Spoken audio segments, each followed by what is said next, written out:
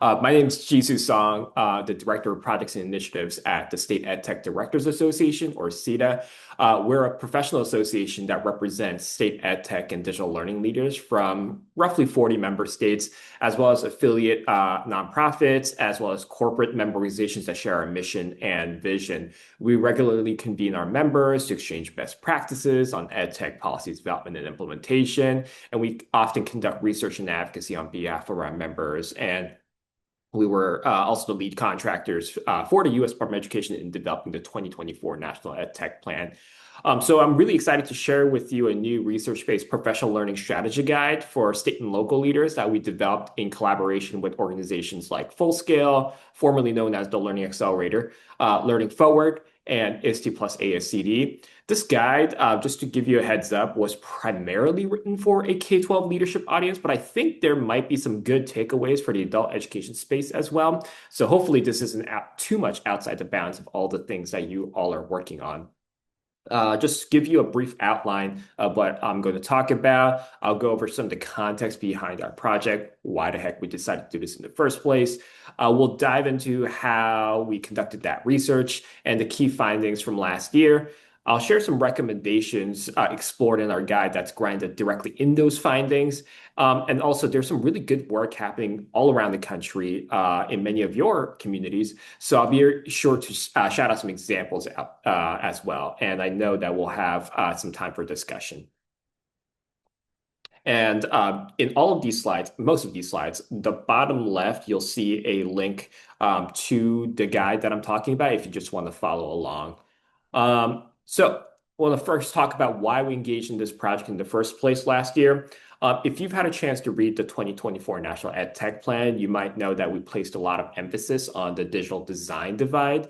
And we explained that the design divide is the gap that exists between educators who have the support that they need to integrate technology effectively into instruction and those who do not. And as the lead contractor in developing the 2024 National EdTech Plan, SEED has been working to continue to raise awareness around the digital design divide and propose solutions to solve that gap.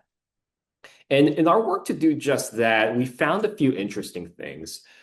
This is not the most recent state EdTech trend survey that we did. It's the one that we did back in 2024. But when we looked at the data from the 2024 state EdTech trend survey and the responses from state education agencies, we found that professional learning was the issue that saw the greatest increase in the number of states pointing to the issue as the top unmet need for their state. And then some of you might know Title IIA of the Elementary and Secondary Education Act is one of the largest federal buckets of funding that can be used towards professional learning, among some other things. But when we dug into that data from the Office of Elementary and Secondary Education, we saw that technology-enabled instruction sort of takes a back seat in how states and districts deploy those dollars. And according to the latest data available, only 9 states said that they budgeted Title IIA funds towards integrating technology into curriculum instruction. And then on the district side, about a third of districts said the same thing, right? So as states and districts try to support educators in deploying things like AI-powered tools in the most impactful and responsible ways, there seems to be a gap in the systems that determine those supports and investments. So that's why we engaged in a partnership with ISTE, with Fullscale, and with Learning Forward to dig into this issue a little more and provide a guide to effectively leveraging Title IIA and other available professional learning dollars given what's happening around the country. So here's just a quick screenshot of the article that our partners at Government Technology published back when we made the announcement in late 2024. The goals of our project were fourfold. One, we want to identify how Title IIA funding and other professional learning dollars are being spent when it comes to EdTech.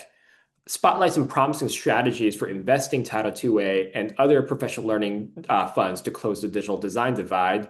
3, provide some exemplar stories of successful professional learning efforts. And then 4, suggest a collaboration roadmap for the implementation of Title IIA and other professional learning dollars.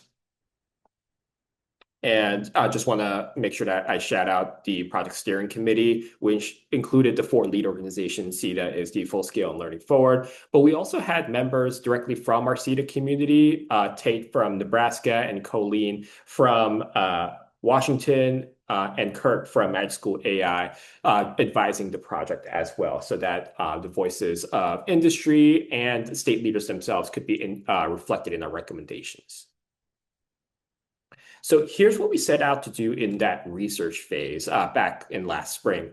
One, we want to understand if and how state local leaders define high quality instruction that integrates technology. Two, we want to understand how they use Title IIA funds to help educators use technology to improve their practices. Three, we wanted to know if and how leaders are measuring the impact of their investments when it comes to professional learning. And then four, find some examples of state and local structures that lead to really thoughtful investments in professional learning. So our methodology is summarized here. We conducted a national survey in the spring of last year with a nationally representative sample of SEAs and LEAs. For those who don't know, the acronym SEAs are state education agencies, so state departments of ed, and LEAs are local education agencies, so you can think of them as school districts. We also hosted 3 focus groups by leaning into our partner organizations' reach. And as we developed the draft findings and recommendations, we also went back to those stakeholders to validate them to make sure that we're talking about the right things.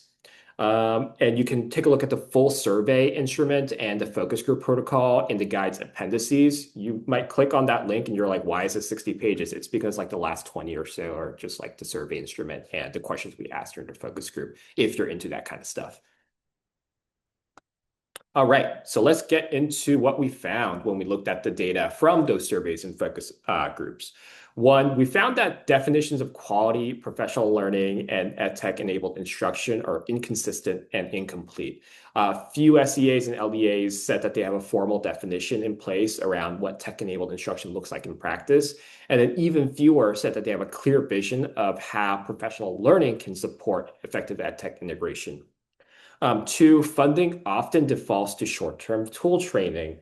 This was a big gap that we found. As a system, we tend to focus on short-term training on specific platforms and applications. And obviously, these sessions may meet some immediate needs, like the rollout of a newly procured tool, but it raises the question about building durable educator capacity in the long run, right? Three, tracking and measurement happens, but not always in the ways that drive major improvement.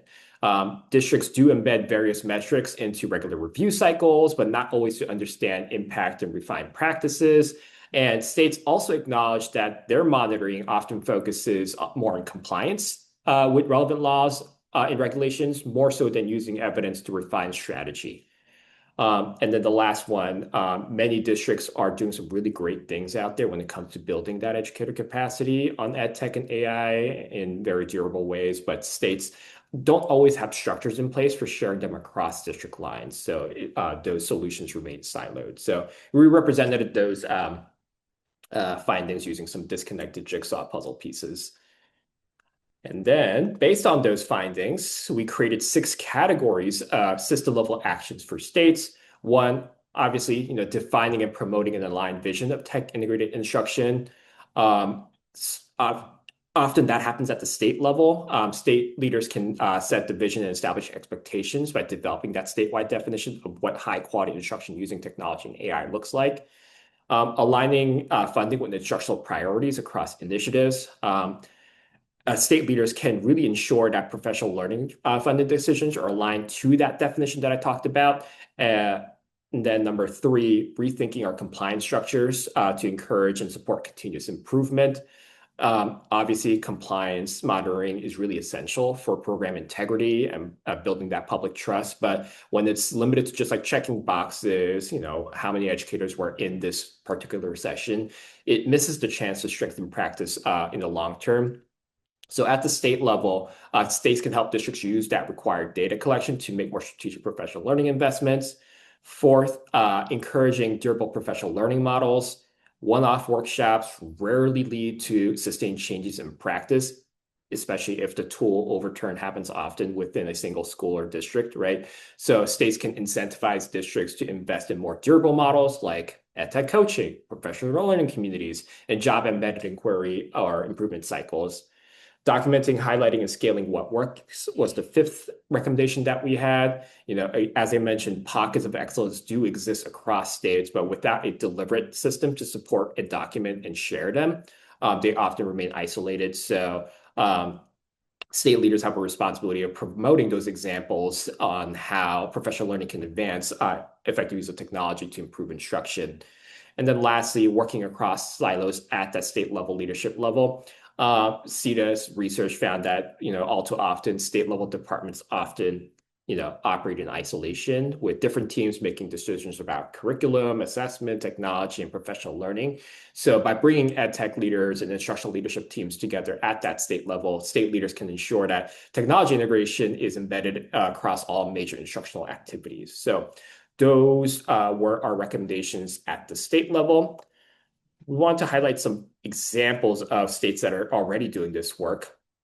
The Wyoming Innovator Network is highlighted in our guide. The LEAs, the districts participating in this network, they not only document their professional learning activities, but also share evidence of impact that can be reviewed to inform future statewide work, such as teacher implementation videos, student work samples, and peer feedback. So Wyoming isn't just stopping at, how many teachers received this particular training activity, right?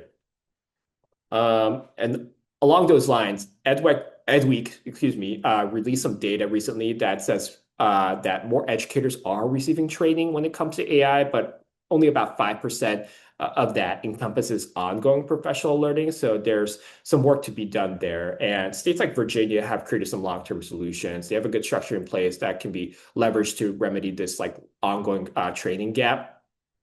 They've codified a position of the instructional technology resource teacher, which is their term for edtech coaches, in their standards of quality to ensure that edtech professional learning isn't a one and done experience. And then we talked about the state level solutions. We created 5 categories of recommended actions for districts also in the guide, which largely mirror the state level recommendations. Building cross-functional leadership teams, so raising the profile of that edtech coach and instructional technology director in professional learning decisions, anchoring professional learning in evidence-based frameworks like the Universal Design for Learning framework, the ISTE standards, rather than relying solely on tool training, investing in sustainable models like job-embedded coaching and multi-year initiatives, using data to inform learning cycles, not just out of compliance needs. And given the shaky federal funding landscape right now, diversifying funding strategies, not over-relying on that Title IIA of the Elementary Secondary Education Act, given the fact that funding levels might be in flux over the next couple of years. So we highlight districts like the Claremont Unified School District out of California, where EdTech department is truly a cross-functional team, ensuring that professional learning on EdTech is part of a coherent district-wide strategy and not just a series of one-off trainings. We also encourage partnerships with education service agencies and intermediary units. So we highlight the work coming out of, Pennsylvania's Intermediary Unit 13, one of our members, where professional learning is aligned to the state's student-centered learning blueprint, and rather than just focusing on specific tools or software. All right, so we really encourage you to take a look at the full guide and think about how these recommendations and examples can apply in your unique context in the adult education space. Some recommendations obviously may be more resource heavy than others. So think about what the ideal starting point may be for your own agencies and communities. And then if you don't have time to read the entire guide, I know folks' schedules are busy. We worked with Getting Smart to author a really good summary of the major points made in the guide, which I will link here in the chat if you want to take a look. Should be a quicker read than the full guide, although I definitely recommend that you read the full guide as well.